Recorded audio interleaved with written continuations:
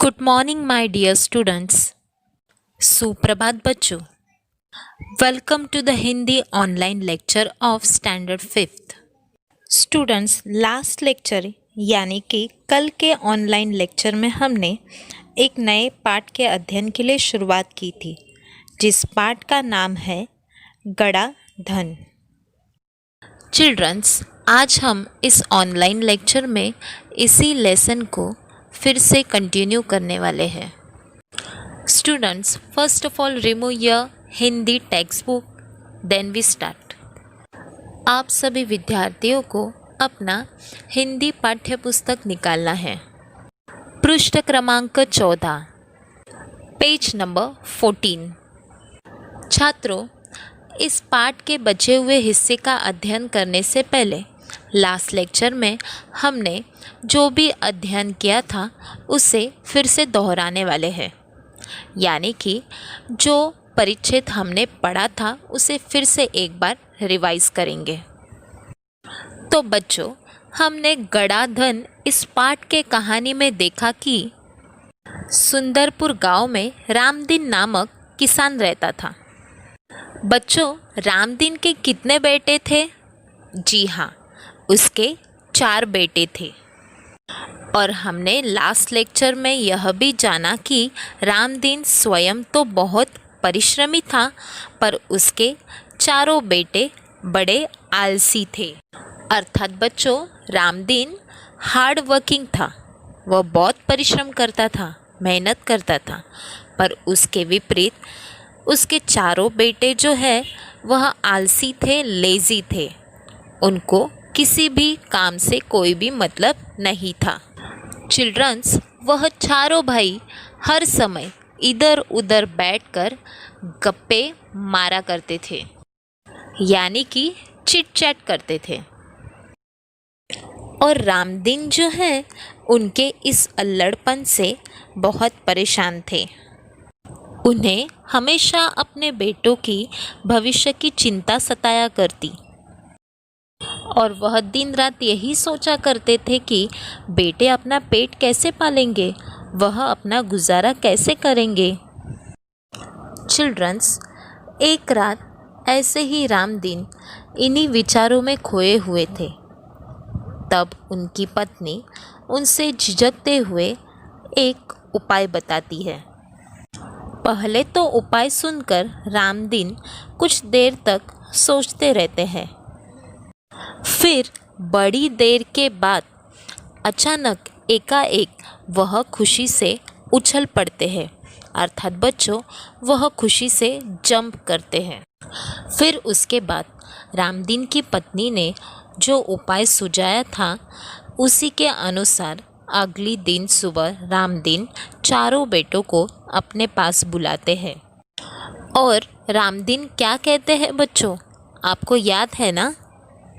जी हाँ, रामदीन अपने बेटों से कहते हैं कि मैं और तुम्हारी माँ अब बूढ़े हो गए हैं। हम दूर तीर्थ यात्रा पर जा रहे हैं। मैंने खेत में धन गाड़कर छिपा रखा है। यदि कोई ज़रूरत पड़े तो उसे निकाल कर उपयोग कर लेना। अर्थात बच्चों, रामदीन और उनकी पत्नी कहते हैं कि हम बूढ़े हो गए हैं और अब वो अपना बचा हुआ जीवन देवी देवताओं के दर्शन करने में बिताना चाहते थे, इसलिए वह दूर तीर्थ यात्रा पर जा रहे थे।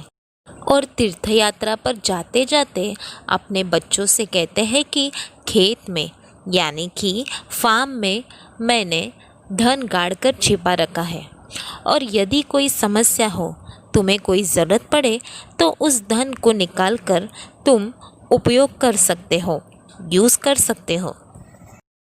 अब बच्चों, गड़े हुए धन की बात सुनकर बेटे बड़े खुश हो जाते हैं और अपने पिताजी को खुशी खुशी तीर्थ यात्रा पर जाने के लिए कह देते हैं।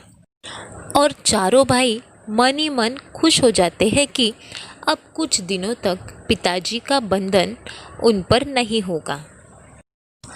आगे बच्चों ऐसा कुछ होता है कि रामदीन के जाने के बाद कुछ दिनों तक तो सब कुछ ठीक चलता है, सामान्य रूप से चलता रहता है। पर उसके बाद पास का धन और घर का धान्य समाप्त होने लगता है और अब उसी के वजह से चारों भाई बहुत ही चिंतित हो जाते हैं और उस समय उन्हें अपने पिताजी की कही बात याद आ जाती है कि ज़रूरत पड़ने पर खेत में गड़ा धन निकाल लेना। अर्थात बच्चों उन चारों भाइयों को अब ज़रूरत थी, क्योंकि उनके पास का धन और धान्य दोनों भी समाप्त हो चुका था। इसलिए वह चारों जन रात के समय खेत की खुदाई का काम आरंभ कर देते हैं, यानी कि शुरुआत करते हैं। वे चारों भाई 2-3 रातें खेत को खोदते रहते हैं, पर उन्हें कहीं भी गड़ा हुआ धन नहीं मिलता और रात भर के परिश्रम से वे बहुत ही थक जाते हैं। चिल्ड्रंस, यहाँ तक हमने कल के लेक्चर में अध्ययन किया था। तो सबसे पहले हम इस परिच्छेदों को पढ़ते हैं जो हमने कल अध्ययन किया था। उसके बाद हम अगले परिच्छेद की ओर बढ़ेंगे। स्टूडेंट्स, पेज नंबर 14, पृष्ठ क्रमांक 14 मैं पढ़ने के लिए शुरुआत कर रही हूँ। आप सभी ध्यानपूर्वक सुने। सुनो, दोहराओ और बताओ। पाठ क्रमांक 10, गड़ा धन। सुंदरपुर गांव में रामदीन नामक किसान रहता था। उसके 4 बेटे थे। रामदीन स्वयं तो बहुत परिश्रमी था, पर उसके चारों बेटे बड़े आलसी थे। हर समय इधर उधर बैठकर गप्पे मारा करते थे। रामदीन उनके इस अल्लड़पन से परेशान था।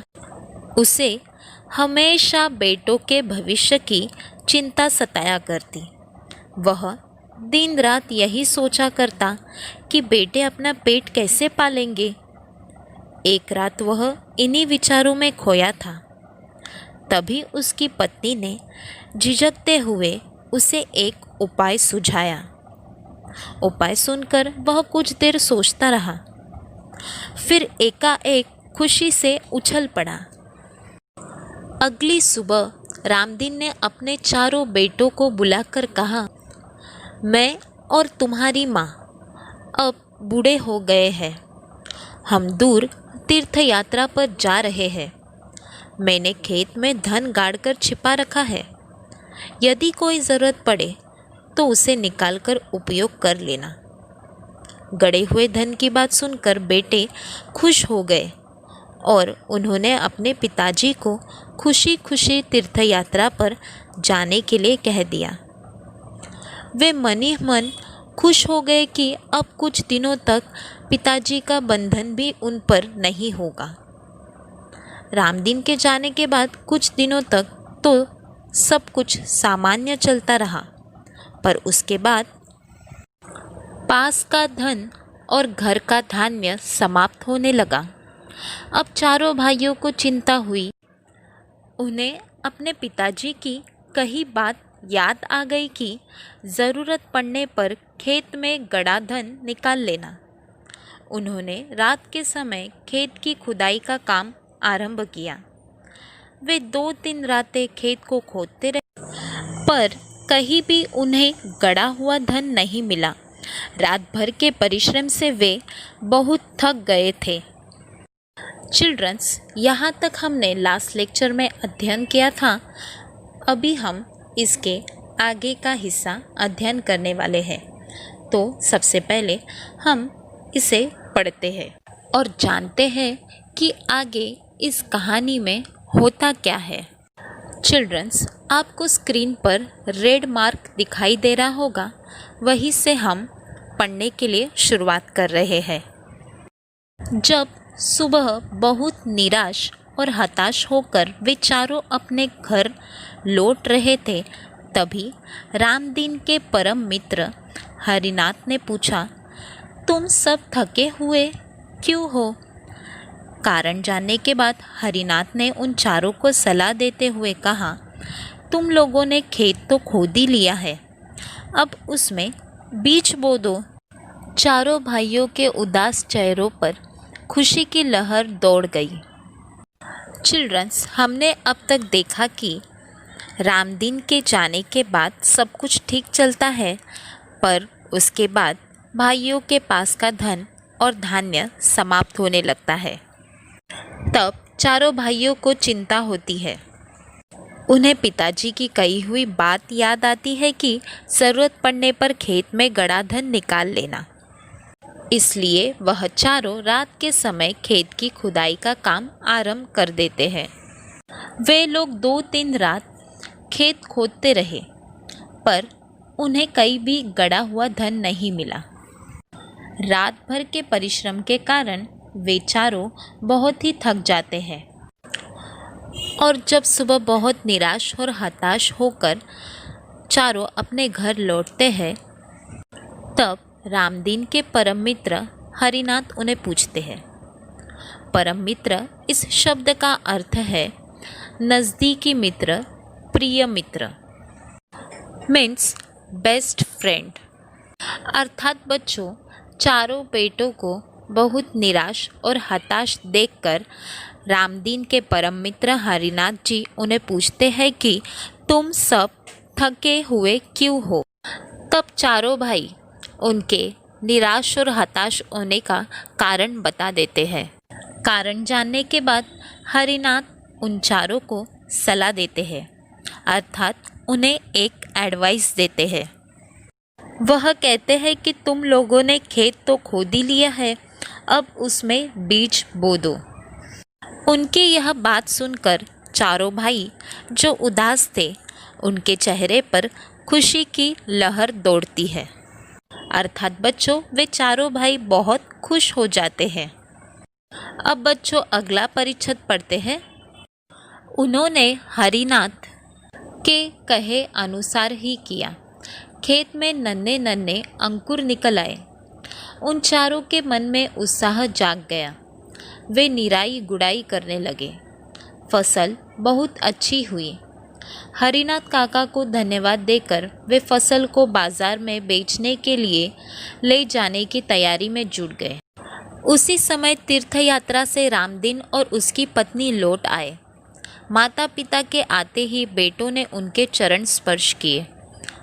गाड़ी में लदे अनाज के बोरे देखकर रामदीन ने कहा, अब तुम्हें खेत में गड़े धन का राज समझ में आ गया होगा। चारों ने सिर हिलाकर स्वीकार किया और कहा, हाँ पिताजी, अब हम यह भी समझ गए हैं कि जीवन में परिश्रम के बिना कुछ भी संभव नहीं है। परिश्रम से ही धन कमाया जा सकता है। बच्चों, हरिनाथ जी चारों बेटे को कहते हैं कि तुमने तो खेत तो खोद ही लिया है, अब उसमें बीज बो दो। तो चारों भाई उनके कहे के अनुसार ही करते हैं।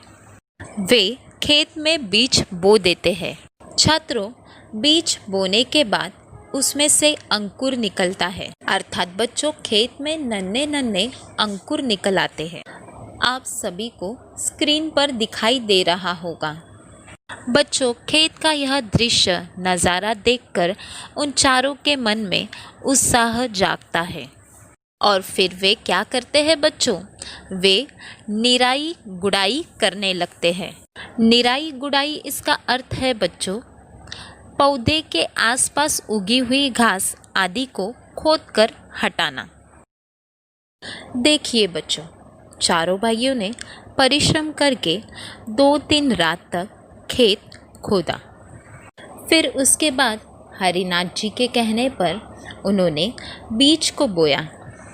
और बच्चों, हमने यह जाना कि बीज बोने के बाद खेत में नन्हे नन्हे अंकुर निकल आए। फिर उन्होंने निराई गुड़ाई की। परिणामी इन सारे परिश्रम और मेहनत के बाद फसल बहुत अच्छी हुई। अर्थात बच्चों, अनाज की, धान्य की उपज बहुत ही अच्छी हुई। इसलिए उन्होंने, अर्थात चारों भाइयों ने हरिनाथ काका को धन्यवाद दिया और फसल को यानी कि धान्य अनाज को बाजार में बेचने के लिए जाने की तैयारी में जुट गए। और उसी वक्त रामदीन और उसकी पत्नी तीर्थ यात्रा से लौट आते हैं। माता पिता के आते ही चारों बेटे उनके चरण स्पर्श करते हैं। छात्रों, चरण स्पर्श इस शब्द का अर्थ है पैर छूना, प्रणाम करना।